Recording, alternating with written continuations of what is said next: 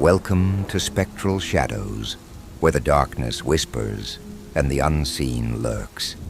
Tell me, where are you watching from, and what time is it? Because horror feels different at night, especially when you're alone. Those who love their mother, like, share, and comment. Subscribe, if you dare. Now turn off the lights, and let's begin. Story number 1. I keep thinking I shouldn't post this.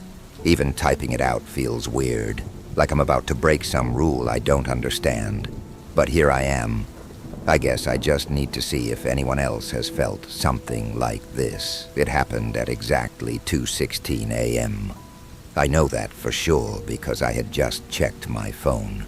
I couldn't sleep, so I was lying there in bed, scrolling through the usual endless feed. Everything was normal until suddenly it wasn't. The room didn't get cold. Nothing jumped out of the shadows. It was like the whole world took a really long pause. It was so quiet, it hurt my ears. I didn't notice the silence at first. It was more like the background hum of everything. My fridge, the cars outside, the wind, just faded out. Even the glow from my phone screen seemed kind of muted. For a second I wondered if I'd lost my hearing, or if maybe I was dreaming. I got up, feeling stupid and restless, and walked over to the window. The street outside looked like a photograph. A car was stopped right in the intersection. Headlights, catching the mist. I swear I saw a cat in mid-leap just above a trash can. Nobody moved. Nothing moved. I remember tapping the glass just to see if anything would react. Nothing did. I started feeling unsettled, but it wasn't fear exactly. It was like something was watching to see what I'd do. I wandered out of my room, walked through the apartment. All the clocks were stuck on 2:16, not just my phone. The red digits on the microwave, the ancient wall clock in the hallway, my wristwatch I never wear, everything frozen. I kept going, out into the hallway. Every door was closed except one down at the end. I know my neighbors, and that door is never open. I walked toward it, telling myself I was just curious, not completely losing it. The air felt thicker the closer I got, almost like walking into a steam room. My skin prickled. Inside that open doorway, it was pitch black.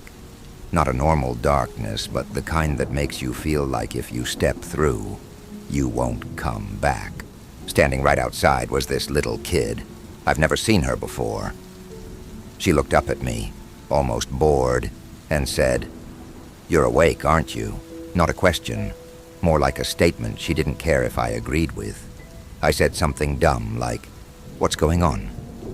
She smiled, the tiniest little grin, and said, "This is the space before morning. Most people sleep through it, even if their eyes are open." I asked her if I was dreaming, and she shrugged, picked up a piece of chalk from her pocket, and started drawing shapes on the hallway wall. It hit me then that I could feel my heart pounding, my breath in my chest. The floor under my feet, I was there, actually there, in a way I don't remember feeling in years. She drew a circle, looked up at me again, and said, "Don't worry. When it starts again, you'll remember." I wanted to ask her what she meant, but before I could, I blinked, and the lights came back. The clocks ticked forward to 2:17. The street outside was moving again. The fridge kicked on. My phone vibrated. It was like nothing happened, except everything felt different. Today, everything has a kind of shine to it. People made eye contact on the sidewalk. I noticed a bird's song and actually listened. My coffee tasted stronger. I don't know how to explain it except that now I'm paying attention. I keep thinking about that kid and the way she said I'd remember. I don't know if any of this makes sense. Maybe I finally lost it. But if you're reading this and you felt something weird last night, Please tell me I'm not the only one. Even if you just noticed the silence or the way the world seemed to pause. Maybe we just woke up. I keep replaying that moment, standing in the hallway, trying to remember the exact way she looked at me. It's like some part of me has been waiting for that feeling my whole life. The sense that there's more, and that more isn't some big revelation or secret knowledge. It's just this, right here. Being present, actually seeing the world instead of just moving through it half asleep. I'm not saying I understand what happened. Hell, maybe nothing did. Maybe it's all a trick of a tired mind and a weird night. But something deep down feels different. Things are sharper, realer. I notice little kindnesses, tiny details. People's faces look new. So here's the honest part. If you've been waiting for a sign, for some moment to say, yes, I'm finally ready, maybe this is it. I think I am. I'm tired of living on autopilot. I want to notice things. I want to actually be here, even if it's hard. If you're reading this and you felt that same pause, or even if you just want to believe that waking up is possible, let's just agree, right now, to not sleepwalk through whatever comes next. Maybe this is what it means to finally be awake. If you're with me, leave a reply, even if it's just to say you saw the same thing, or you want to. I don't want to forget, and I don't want to be the only one. Maybe that's how it starts. I'm here. I'm ready.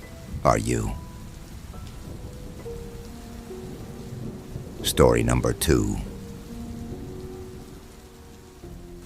By the time I got done writing that night, I was too tired to care that my wife, Simone, wasn't home. I figured she'd gone for a walk or something. When I woke up in the morning and saw that she wasn't in bed, my first thought was that she'd gotten up before me and went to the store. It wasn't until the evening that I realized she'd left me a voicemail in the middle of the night. It was a short message, less than 10 seconds.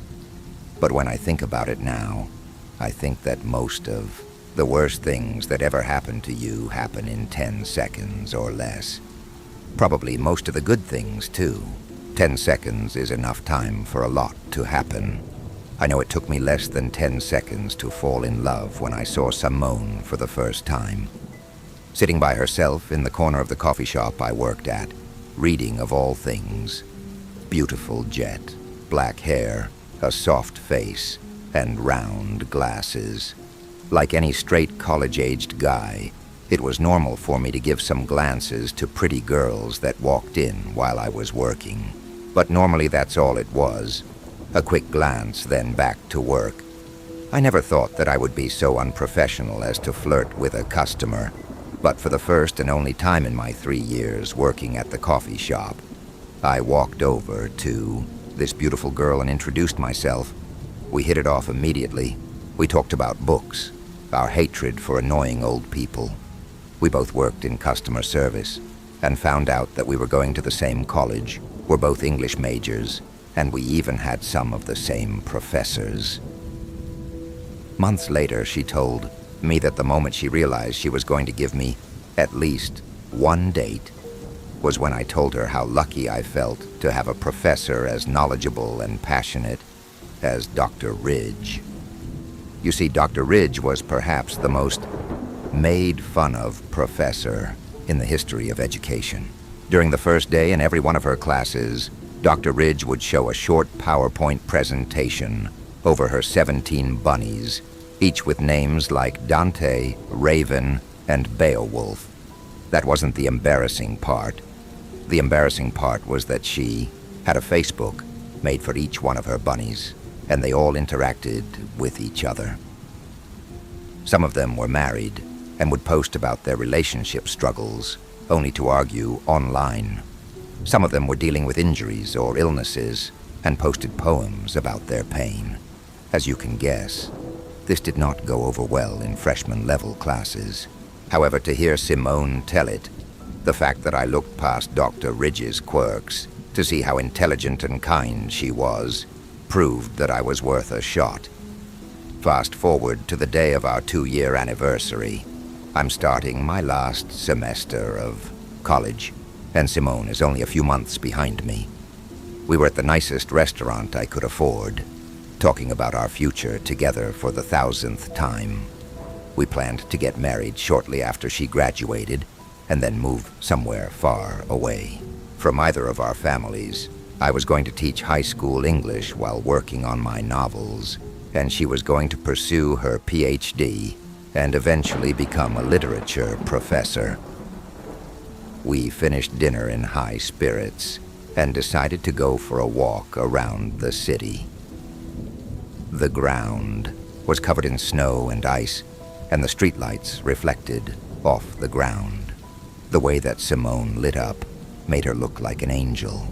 She was the center of the world. We went through a local bookstore. My best friend, Tommy, was the clerk and gave me an employee discount on the book of Robert Frost. Poems I bought for Simone. When we were checking out, an old woman in line told us that we were about the cutest couple she'd ever seen. "You look just like my husband and I did," she said, then looked at me directly. "Don't ever let her go." "I won't," I promised. Drunk in love, we meandered through the city until we wound up at the underground subway station. In 20 minutes, there was a train going to a place in the city we'd never been through before, so we decided, screw it. We'd go check it out for no other reason other than to say that we'd experienced all the city had to offer. We spent our downtime sitting on a bench and playing sticks with our fingers. If you don't know how to play, Google it. Simone was always a much quicker thinker than me. She was better at chess, Sudoku, crossword puzzles, anything that took brain power. She had just beaten me for the 5th game in a row when I noticed the group of guys on the other side of the tracks. They were huddled together, but when I looked up, they all had their heads turned, staring directly at us. They noticed me and turned back to each other. I figured they were just some funny guys making jokes about us sitting all lovey-dovey on the bench. Maybe they were checking Simone out. Either way, they were on the other side of the tracks. They were the furthest thing from a threat at the time. That's why I felt fine excusing myself to the bathroom a few minutes later. As I was washing my hands, I heard a scream and instantly recognized it as Simone's voice. I sprinted out and found her circled by all 3 men. The tallest one held Simone in a headlock so tight that he was lifting her off the ground. The other 2 were looking around for witnesses. When they saw me, they barreled toward me. Simone let out a muffled cry. For a second time, slowed. I remember thinking to myself how incredible of a situation this was. Surely this would all just stop somehow, right? This type of thing didn't just happen, but it was happening. And the 2 men were only a few feet away from me. I had no chance in a fight. Even if it was just one of them, they were nearly twice my size. The one thing that I thought I might have over them was speed. Like a wide receiver juking a defender, I feigned as if I was going to run away.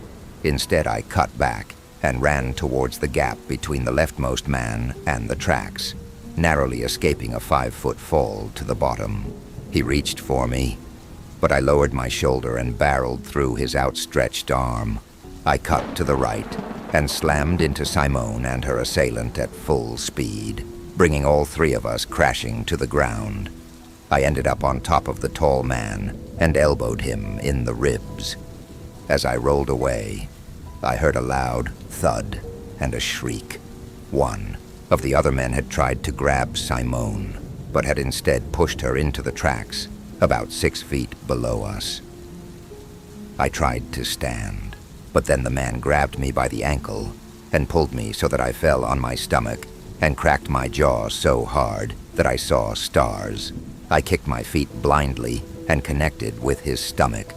I got free and halfway to my feet before I was grabbed and put into a headlock. The grip was so tight, I was scared my throat was going to collapse. I flailed about and clawed at hands I couldn't see, but as deep as my nails went, the grip never loosened until we heard the horn. The train was coming. Simone's on the tracks. I was thrown to the ground, and a heavy boot stomped on my back and knocked the wind out of me.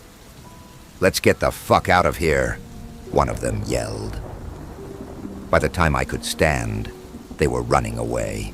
Simone frantically clawed at the wall, trying to get up out of the trench, but she was a short girl, barely 5 feet tall, although she could reach up to the platform above her.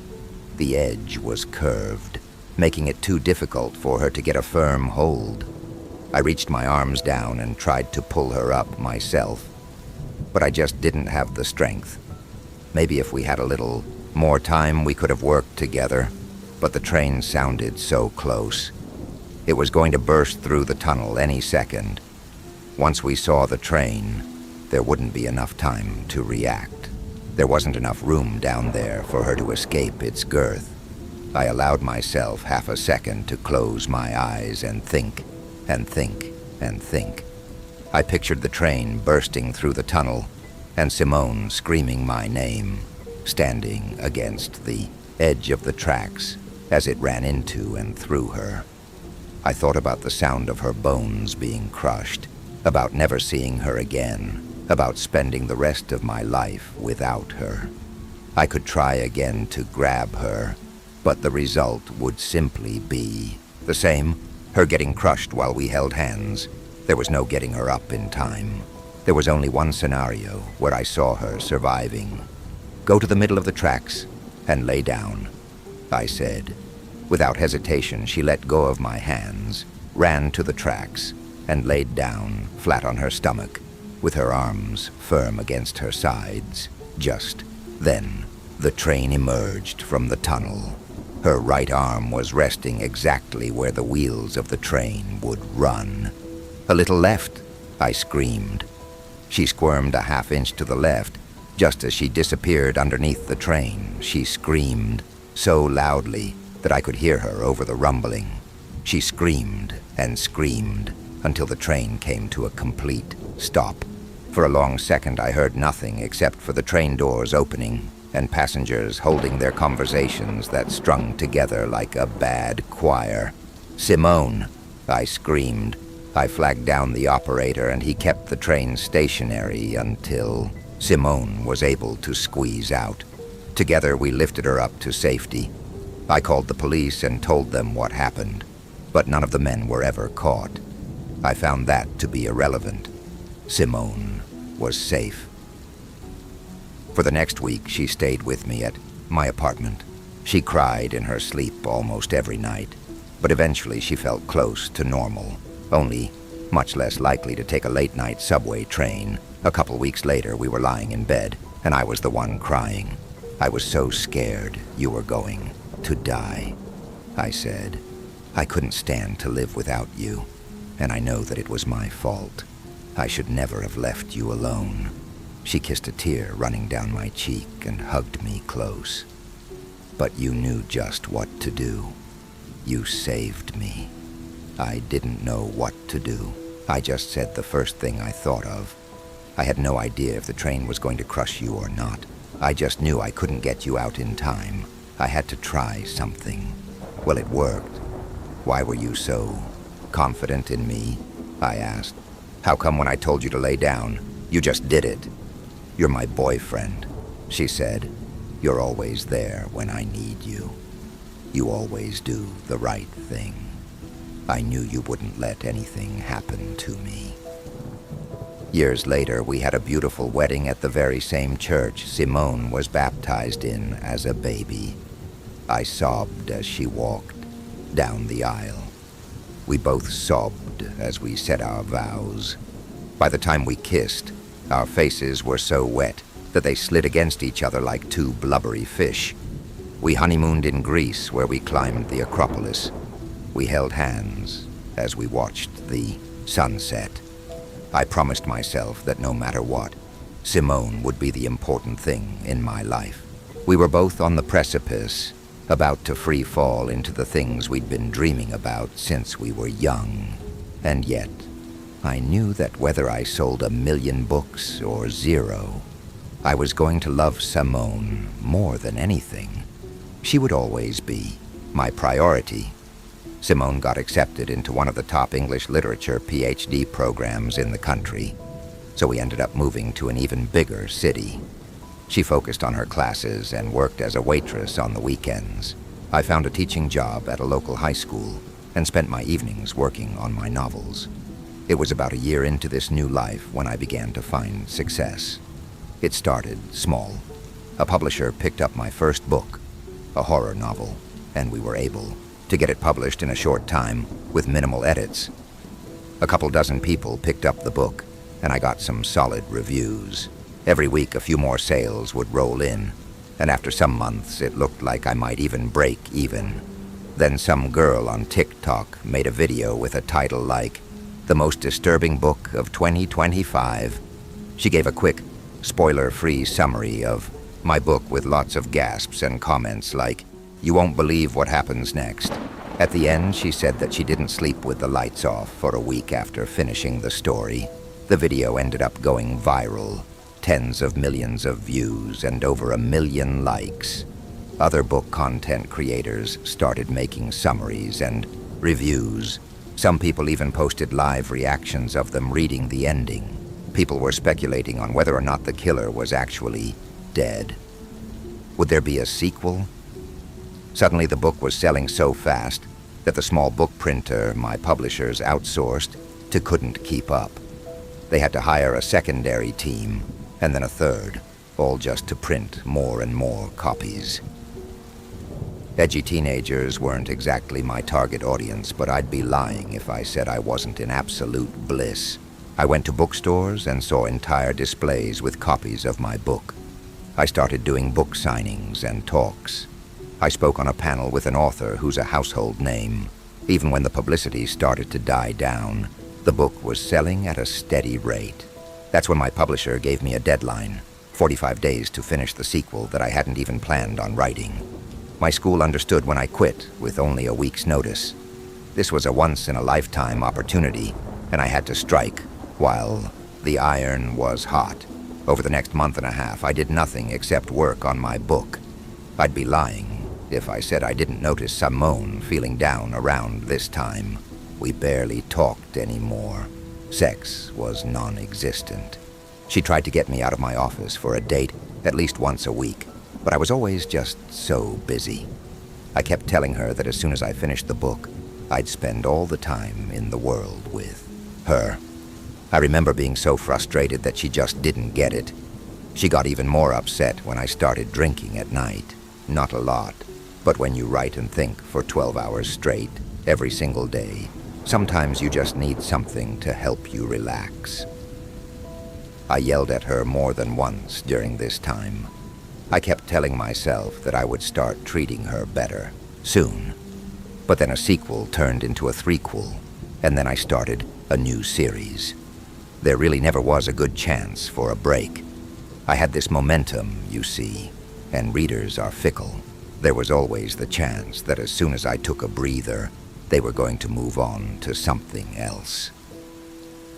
Simone started struggling to keep up with her coursework, and every time she tried to vent to me about it, I told her that if it was too much for her, she should just quit. I'm not quite sure when she did drop out, but it's safe to say I didn't notice for a few weeks. She just laid in bed and wouldn't even try to talk to me anymore. One night I forced myself to stop writing a little early. I really did feel bad for her. I knew I was being neglectful.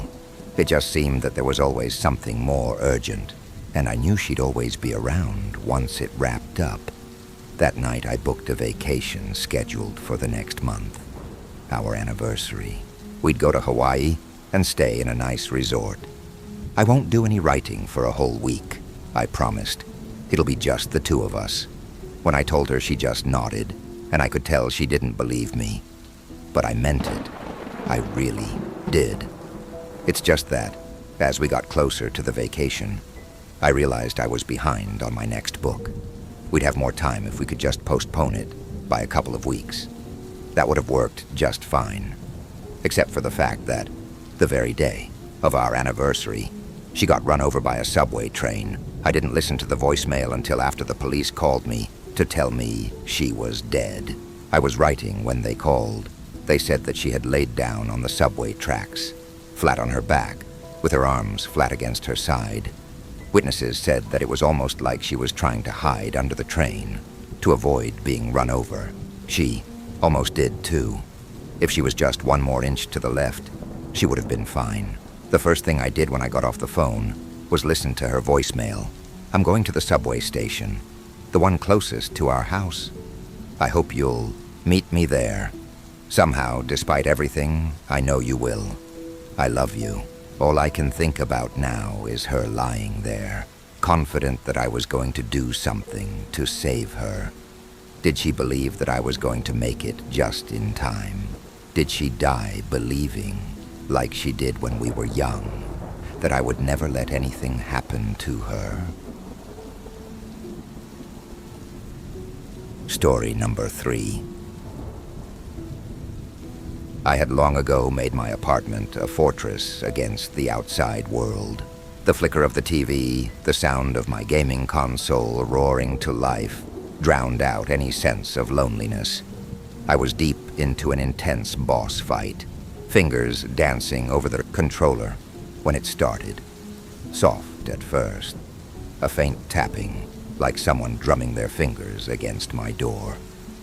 At first I brushed it off as a figment of my imagination, a trick played by the darkness and my overexerted mind. I focused on the screen, the battle escalating around me as I slashed and dodged. But there it was, again. Knock, knock, knock. I paused, my heart thumping loudly against my chest, feeling distantly out of place in my own sanctuary.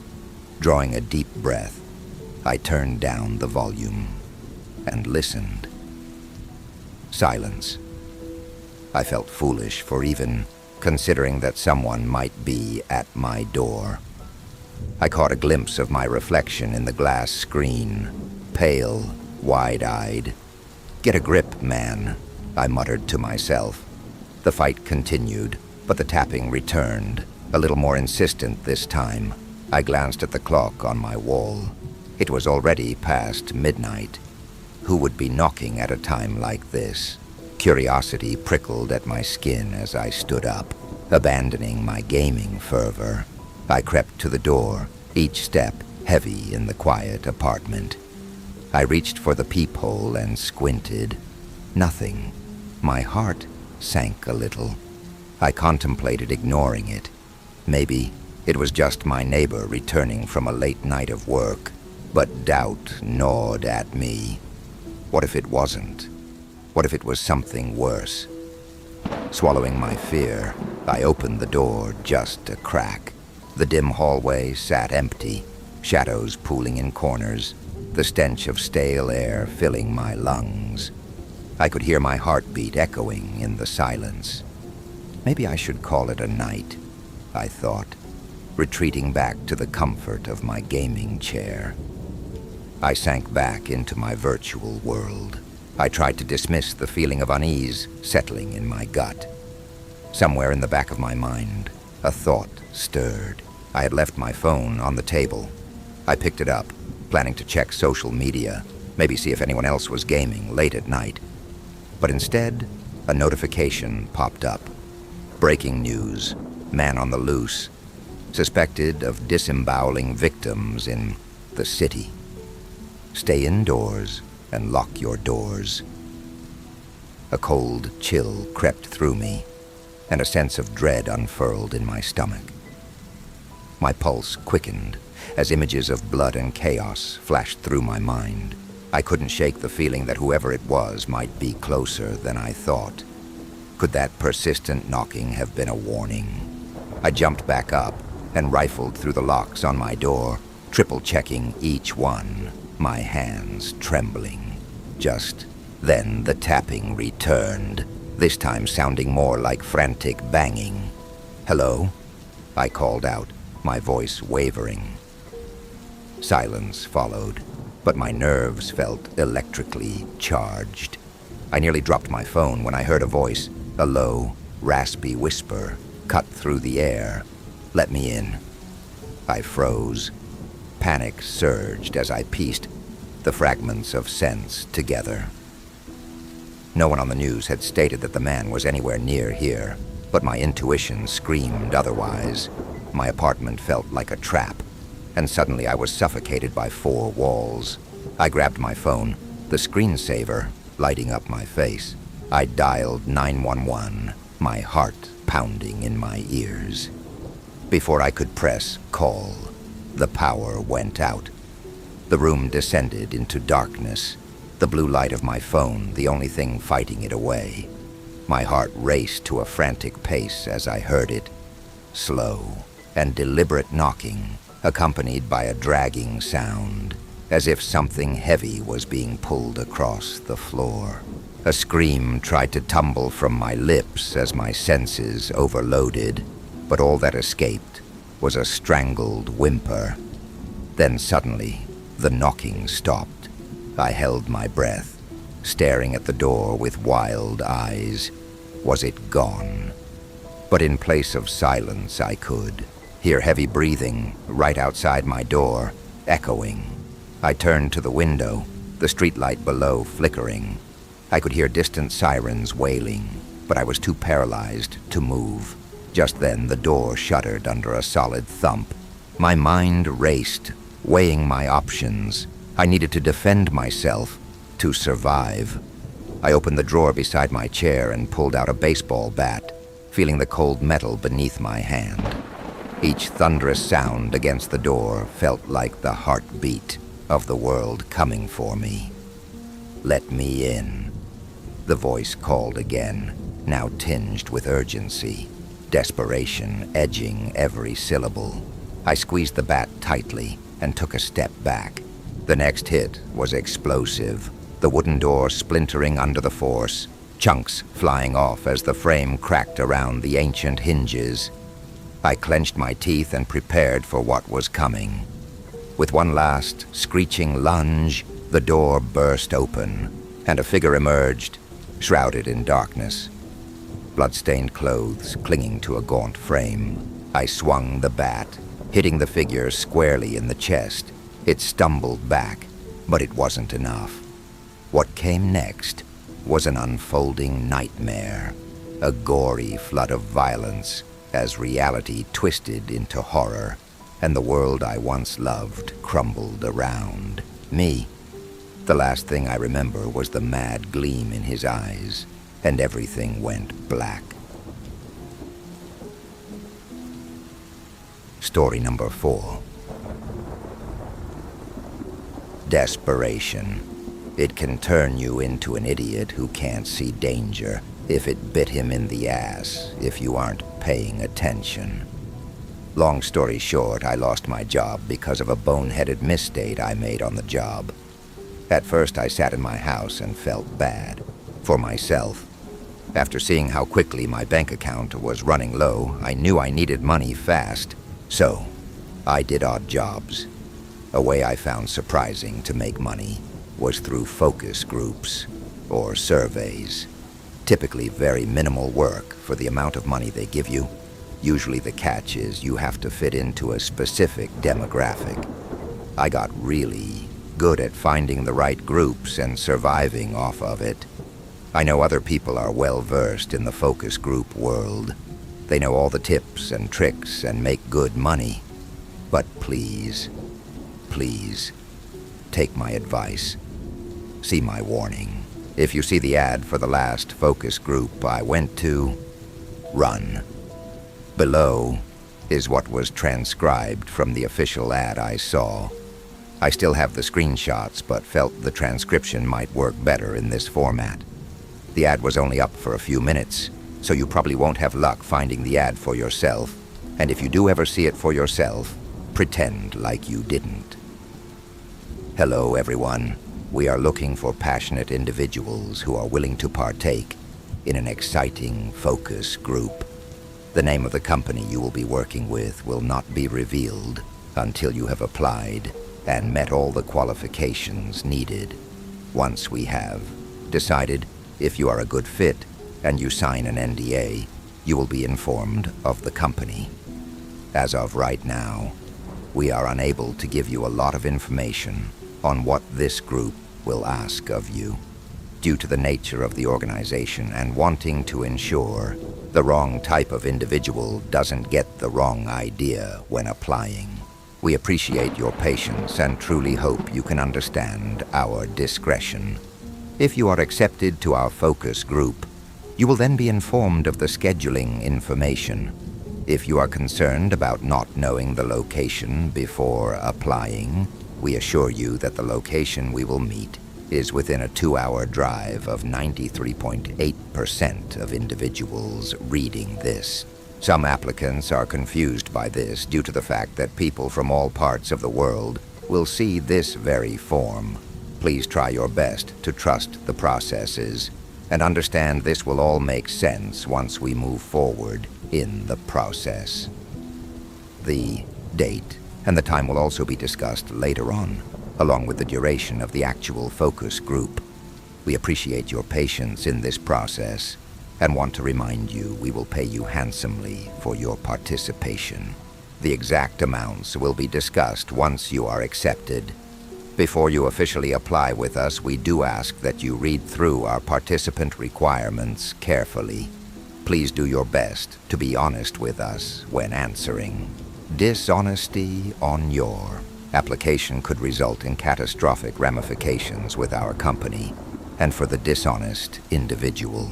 This is in the cause of the individual being aware of the misinformation or simply misremembering personal information. So we kindly ask you to double-check on every question before applying and read carefully. We need an extremely specific kind of person for this focus group. Thanks. Participants must be born in between the months of February and July. Participants must have one remaining living grandparent. Participants must enjoy the taste of cilantro. Participants must be able to remember the color of their childhood bedroom. Participants must be able to tell when they are drinking a diet soda when blindfolded. Participants must have all 10 toes and all 10 fingers at the beginning of the focus group. Participants must be able to sense when they are not alone in a room. Participants must be okay with being in the dark. Participants must be good at hide and seek. Participants must not be familiar with Susan the puppet. Participants must not know how to play Texas Hold'em card game. Participants must not live in the U.S. state of Kansas. Participants must not have a nose piercing of any kind. Participants must not know how to land a Boeing 737 aircraft. Participants must not be born in the years 1944, 1989, 1997, or 1999. All other years are acceptable. Participants must not have the middle name of Rebecca. Other spellings of the same name are acceptable. Rebecca, for example, is fine. If you read through our qualifiers carefully and you believe you'd be a good fit for our focus group, we are required to inform you of all ailments or anomalies that may occur during and or after the process of this focus group, including participants may lose the memory of the experiment partly or entirely. Participants may believe that their name now and always has been Peter. Participants may have a sudden obsession with vintage cuckoo clocks. Participants may begin to have an inversion to the color burnt orange. It can range from being merely uncomfortable at the sight of the color, or in severe cases it may cause vomiting or fainting. Participants may begin to understand foreign languages they did not know before the focus group. Participants may have a strong desire to visit Poland. Participants may experience a new family member named Uncle Matt. Participants may experience a man by the name of Jefferson trying to sell them newspapers on rainy mornings. He hasn't brought harm to any participants thus far. However, it is highly recommended to always buy a newspaper from him. Participants may experience strange emails and/or voicemails from their sister, if the participant does not already have a sister. The participant may experience a new sister following the focus group. Participants may experience the false memory of having a third arm that grew out of their chest, somewhere in between their sternum and left shoulder. Participants may have an uncontrollable craving for a food that does not currently exist, leaving the craving unmet and leading to irritability and possibly anger. Participants may have trouble sleeping at night unless they have a scarecrow somewhere in the room. Participants may cry at the sight of a front door to a house. Participants may feel the need to scream at 1:18 a.m., 2:08 a.m., and 4:42 p.m. Participants may start to enjoy the feeling of being buried in the dirt. Remember that none of these side effects are guaranteed to occur in every participant. Every side effect listed above has been experienced by at least one or more participants. Every participant experiences side effects to varying degrees. Some participants may not experience any side effects. However, every participant should be prepared to experience at least one side effect that is listed above. Note that some side effects may be long-lasting or permanent. We have not experienced a death in our focus groups thus far, but we are required to inform participants that there's always a chance of serious injury or death. But remember, you will be paid handsomely. We are so excited to move forward with a select few of you who are willing to participate in this focus group. If you meet all of the qualifications we have listed above, and you have read all the possible side effects, and you still are interested, please send me a message. Thank you so much for your time. Have a marvelous day. I know what you are probably thinking. I would have to be an idiot to apply for something like that. Well, call me a moron, because I reached out for more information. At first, it was more out of curiosity than thinking I would want to be part of the group. I was hoping for more insight into the group, but was only given the amount of money for participating and the address. Normally, I would have been annoyed with them for still not giving me the name of the company or other important info. However, they said they would pay me $10,000 for my attendance. All logic was out the window at that point. I was already thinking about the steak dinner I was going to buy myself after it was all said and done. I signed a document and was told the focus group would start in 3 hours and to find them in the large warehouse off of Willow Street. A few things surprised me by this. First, it was starting soon, but also I had no clue what they meant by off of Willow Street. How on earth was I supposed to find that? I asked for some more clarification and was told to get to Washington Street, drive west for 2 miles, and I would see Willow Street to the left. Washington Street? The one 5 minutes from my house? I mumbled to myself. Every thought in my head was swirling. I kept thinking of all the things that might happen and almost didn't go. Then I checked my bank account and remembered I didn't have an option. It was already pretty late at night when I got into my car, around 9 p.m. I didn't know how long they would keep me, but I figured it would be overnight or at least a few hours. As I drove, I ate a leftover burrito from the night before, hoping it would be enough to hold me over until I was done.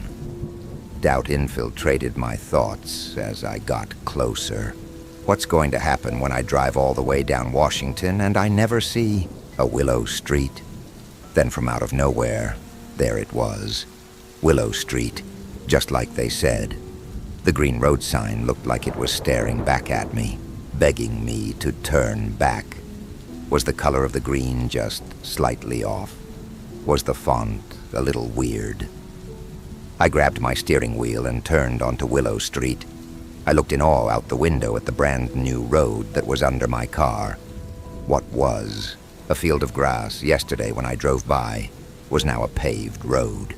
After driving down Willow Street for about 3 miles, I saw a massive warehouse. Had this been hiding in a field all these years? As I slowly drove closer, I noticed the parking lot was empty. Hundreds of parking spots for me to choose from. I picked what felt like a good spot and noticed I was right on time. I stood up from out of my car and just listened with the door open. I knew this was my true last change. Part of me was hoping to hear some awful sound coming from the big gray building to scare me off. But all I heard was wind softly making its way through the nearby trees. "I need this money. I need this money," I said to myself as I slammed my car door, hearing the sound echo off the warehouse. Each step I took toward the door felt harder and harder. I remember looking at the dim light poles as I walked to the door. I knocked on the loud metal door, and then, well, that's when everything got blurry. 3 months. They kept me and several others for 3 months. My memories now are hazy, almost like I am remembering some kind of fever dream. I've done my best to try and piece some things together, but they always end up not making any sense. I remember a huge room made of concrete with some kind of round table in the middle of it. The room was cold and gave me the opposite feeling of claustrophobia. So much room left empty and void. I believe there were 5 other people participating in the group. However, I can only vaguely recall 2 of them. The others are just a blurry shadow in my mind. The only memories of the focus group took place in that room. Forgive me if my recollection from this point on doesn't make much sense. I remember wearing a blindfold while someone touched my fingers. I had to count each finger that was being touched until I got the right number. I had a breakdown when I kept counting only 8 fingers over and over again. We were asked to name every single object in our childhood bedrooms down to the last Hot Wheel. I think this one made someone vomit for some reason. I remember all the lights being off and hearing a distant giggle. We were asked, "Is that him?" We were asked questions like, "If you robbed a bank, how would you get away with it?" Or, "If you were to kill another member of this focus group, how would you get away with it?" They made us explain plans in extreme detail until they believed it was the right answer. These memories did not happen one after the other, almost like they all happened at the same time. Maybe that's just how my mind is showing it to me. Something else I'm having a hard time putting into words is who they were. Sure, I never figured out the name of the company, or at the very least I just forgot the name. What I mean is, I can't remember who was running the focus group. I know I was in a room with some other people, and I kept doing weird crap. But the thing is, I don't know why I was doing any of it. There were no tall men in lab coats writing on clipboards. No voice over a loud intercom. Just me and a few other poor souls in desperate need of money. Did I forget their faces, or was it something else entirely? And why did no one ever ask to leave? At no moment did I ever think to leave. Unfortunately for me, the nightmare didn't end when the focus group did. My long-term memories started to form again when I was driving home from the focus group. I can recall suddenly snapping back into reality and then fading back into blackness a couple times on the short drive. All of a sudden I found myself in my bedroom, sitting on my bed, staring at the corner. It was at that moment I felt my phone in my pocket. I believe I had my phone the whole time, but can't remember ever looking at it. I was expecting calls or texts from friends and family worried about my location, but it looked like either I texted them all or someone else did, letting them all know I was safe. I got back from the focus group around 5 months ago. The money I got has been extremely helpful, but I soon learned it wasn't worth it. The side effects from the focus group have made most days unbearable. I have a terrible fear of leaving my house because every time I come back and see my front door, I get an awful sinking feeling and break down. They said the memory of the third arm was a false memory, but I have a massive scar to prove it. Every day I have to be sure I am somewhere safe at 4:42 p.m. on the dot. I don't get scared and feel the need to scream. It's more like an uncontrollable urge that can't be stopped. Jefferson has stopped by my house many times, selling his newspapers as it's been a very rainy season. Not just requesting money, but objects from my house, such as a red sock and a dead moth from the closet. Once he even made me jump rope in the rain for 30 minutes. I know I could just say no, but I really don't want to know what happens if I tell him no. I couldn't sleep until I had 2 scarecrows in my room and feel the need to hide from someone or something at random times of the day in my house or when I'm out. This focus group reunited my life. I can only hope these side effects wear off, but I feel they are only getting worse. It feels like something left with me from the awful facility. I tried to go back to the building after gaining some courage, but the road and the building were both gone. They paid me in cash, so I can't trace them back that way. I have no way of finding the other participants as I only can remember the first name of one person, Peter, which is also my name, believe it or not. I know I signed an NDA, but what damage could I possibly do without even the name of the company? Plus, if I got sued, I would get the name of the company. I probably couldn't sue them for anything considering I signed that damn contract. But in my mind, I feel like it would help me somehow. I am posting this for 2 main reasons. The first reason is to see if I can find any more information about this company with your help, or maybe find someone else who went through it. Most importantly, I felt like I had to warn you all. No amount of money is worth the suffering these people caused me. Remember to be careful when going to focus groups, please.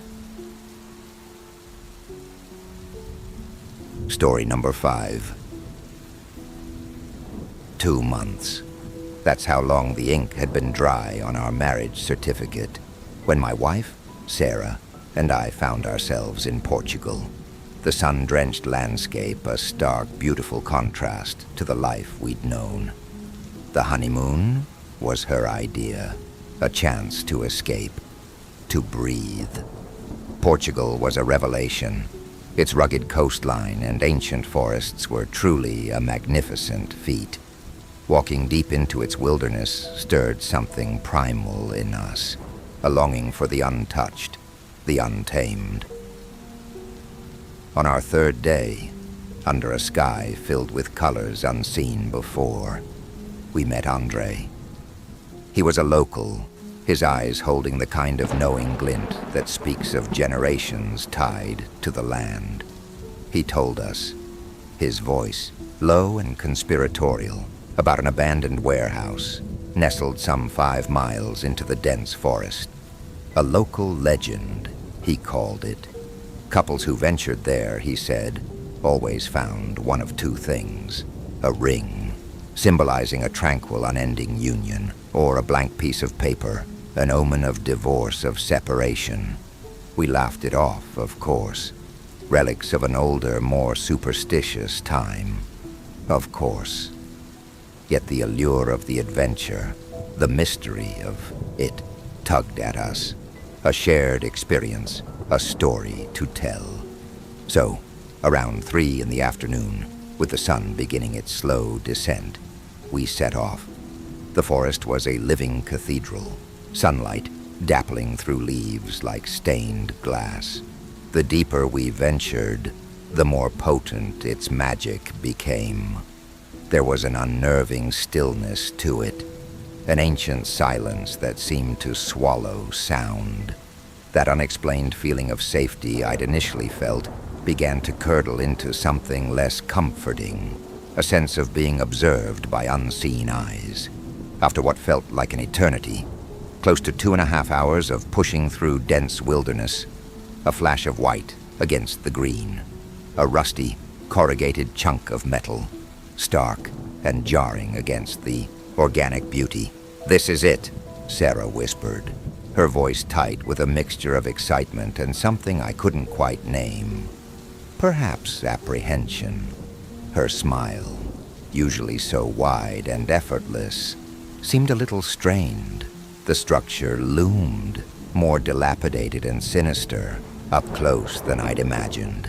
We forced open a massive, rusty sliding door, its screech echoing like a tortured animal. A peculiar smell met us, damp earth, decay, and something else. Something metallic and faintly sweet that I still can't identify. It clung to the back of my throat. Our phone flashlights cut feeble paths through the gloom, illuminating empty, dust-laden shelves and decaying crates. Then, in a far corner, tucked away on the lowest shelf, I saw it. A small, somewhat inviting, red box. I called Sarah over. Together with a shared glance, we lifted the lid. Disappointment, sharp and immediate. Inside, nestled on faded velvet, lay a crumbling, yellowed piece of paper. "It doesn't mean anything," Sarah said, her voice flat, the earlier excitement extinguished. She turned, already moving towards the light of the open door. I nodded, agreeing, outwardly, but a strange compulsion made me linger. I picked up the paper. It wasn't blank, as the legend had threatened. A wave of foolish relief washed over me. The superstition was just that. But the relief was a fleeting thing, dissolving into a cold dread as my eyes focused on the messy, looping script. It was Sarah's handwriting, unmistakably, and it read, "You set me free." My blood ran cold. Sarah was with me. She hadn't been here before. This wasn't some prank. The air in the warehouse suddenly felt heavy, suffocating.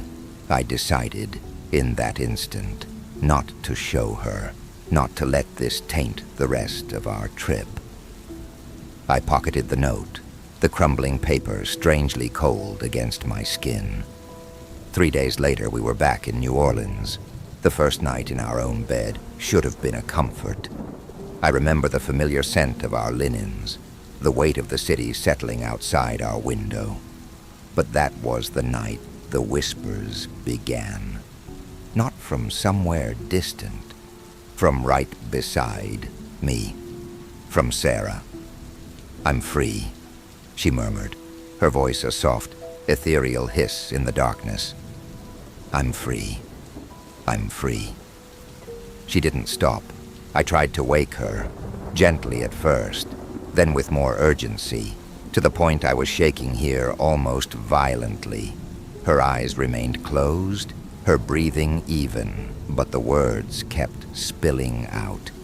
As I shook her, panic beginning to claw at my throat. No response. I reached for my phone, my fingers fumbling for the emergency number, when a sharp, sickening snap echoed from her direction. I turned, phone light wavering, and saw her shoulder contorted at an impossible angle. Another snap from her elbow this time. Her body began to twitch, to bend in ways that defied anatomy. A grotesque marionette pulled by unseen strings. Before I could scream, before I could even process the horrifying ballet unfolding before my eyes, her distorted form was jerked from the bed. It was dragged, violently, across the floor towards the hallway, a dark stain of blood blossoming on the polished wood beneath her. I scrambled after her, lunging, managing to grasp her hand. Her skin was cold, unnaturally so. I pulled, resisting the invisible force with a strength born of terror and desperate love. It pulled harder. Then, in a nauseating instant, an immense, irresistible force yanked her away. I was left kneeling, clutching her severed arm, blood warm and slick against my palm. The rest of her body receded down the hallway, which seemed to stretch, to elongate into an impossible, swallowing darkness. She faded, and then she was gone. The silence that followed was absolute, save for my own ragged, choked breaths and the rhythmic drip of blood from the limb I still held. Her wedding ring glinted. I don't remember much of the next few hours. Shock is a merciful anesthetic. Eventually, I placed her arm in the bathtub, covering it with a towel. A futile, insane gesture. I didn't call the police. What could I say? I must have collapsed from exhaustion, from the sheer weight of the situation. When I woke, pale morning light was filtering through the bedroom window. The house was eerily silent. The first thing I noticed was the hallway. It was normal, just a hallway. For a wild, desperate moment, I thought perhaps it had all been a monstrous nightmare. Then I saw the blood stain on the floor, already drying, to a dark, accusatory brown. Her arm. I stumbled to the bathroom. The towel was there, but the arm was gone. A new, deeper chill settled into my bones. I walked through the house like a ghost. It wasn't just her arm. The living room was bare. The sofa, the coffee table, the bookshelves, filled with our shared histories, all gone. The kitchen, appliances, utensils, even the magnets from our travels that had adorned the refrigerator, vanished. Every room was a hollow echo of what it had been. Photographs from the walls, clothes from the closets, the very scent of our life together, erased. It wasn't a burglary. There was no forced entry, no mess, just absence. A meticulous, supernatural emptying.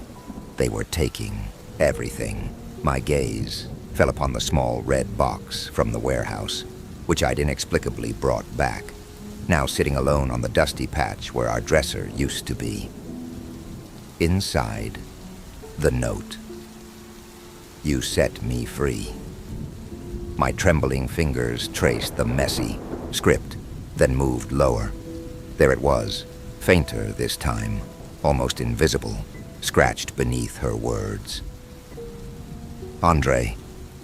A name that now tasted like ash in my mouth. A clue to a horror I couldn't comprehend, let alone fight. I don't know what will be taken when I wake up again, but I feel like I have nothing more to lose. Everything is already gone. My wife, my home, my sanity. They're taking everything. Story number 6. So, to set the scene, me and my friends were 10 to 12 when this all happened. One of my friends, we'll call him Leon, told us about a weird campsite in the woods. Apparently there were claw marks on the trees there, and it was really creepy, so we went out to find it. Leon didn't remember exactly where it was, but eventually, after maybe 30 minutes of walking, we found it. Obviously, Leon was making shit up, and there weren't any claw marks on the trees, but it was still really creepy. There were DVDs everywhere, but no DVD player, a shopping cart, a mattress, and a weird bag that smelled horrible. No, it wasn't a corpse. And eventually we heard footsteps around us when we were all standing still. We heard a couple more, and I knew it wasn't my friends pranking us, since I couldn't see their feet move around at all. We were already creeped out enough, so we ran out and started climbing up a steep hill to get back to the city. I looked back at the campsite and saw a pair of boots that were not there before. I yelled at my friends, something along the lines of, "Guys, go faster." And when we got to the surface, I told them about what I saw. We decided to tell our other friend about this, we'll call him Theo, and we decided to go back in a couple of days. The next thing we saw at the campsite terrified me to my core. We walked into the woods at around 4 or 5 p.m., but because it was winter, it got dark really fast. And it took an hour to get to the campsite, so by the time we arrived, it was 6 p.m. and already dark out. It felt like the campsite was in a different place for some reason this time, but we found the campsite eventually. Probably just bad finding skills on our part. After looking through it, we found bottles around the area for some reason that weren't there before. Besides that, we didn't really find anything, so we decided to leave. That's when I looked behind me and swear I saw a shadow dash past the bushes. I yelled out, "We need to leave now." And so, we ran up the hill again. My friend grabbed a flashlight out of my pocket and, as a joke, started looking through the forest, yelling something that I don't remember. We looked at a tree next to the campsite and saw the outline of a person staring at us, unresponsive to us noticing him. None of us could make out any details, since, as I said, we could only see his outline behind the tree, and we were already shitting our pants, so we ran as fast as we could out of those woods. The second to last story I will tell is one where we went to the campsite in the morning instead of at night. There's not much to say for this one, so I'll just jot down some things we heard. Saw a guy singing. Footsteps running and walking around. The thing I saw, though, was when I was throwing bottles at rocks. 3 to be exact, and once I reached for the third one, it was gone. I looked behind the tree stump that was holding the bottles, and then I heard the sound of glass crashing. I shouted to my friends to fucking run as I ran to the hill again, and we climbed out of there. Also, I forgot to mention we brought another one of our friends with us that time. The finale story is what made us never go back. This was like 5-6 months after the events I just listed. It was probably 6 p.m. when we walked in, and it started raining halfway on our way to the campsite. Wanting to record what happened this time, I pulled out my phone and recorded the entire journey on our way to the campsite. I lost the videos to time since this happened a somewhat long time ago. Nothing really happened most of the trip, besides a putrid smell that was in the air the entire time, and us slipping a lot. But once we got to the campsite, we were so shocked for like 3 minutes, we just stared at the thing we saw. We saw a deer with its head cut off, its body skinned, and the skin lying on a stump. You might be thinking it was a wolf or wildlife. The only animals that live in that forest are deer, and it's not like we've never seen a dead deer before. We saw them quite a lot, but they were all either fully skeletons or intact, just dead. Nothing in the forest could have done this to a deer. Anyway, we screamed as loud as we could and sprinted all the way back to our house, and on our way to Theo's house, I swear I saw the outline of a man in the woods staring at us. Cliché, I know, but I swear I saw it. But yeah, that's about it. We were all way too scared to go there again, and I don't even know why we went again after what we saw the first 2 times. You survived, for now, but the shadows aren't done with you yet. If this story gave you chills like the video, share it with someone who dares to watch and comment your thoughts, especially if you're watching in the dark. Subscribe to Spectral Shadows, where fear never sleeps, and the next nightmare is always waiting. We'll be watching.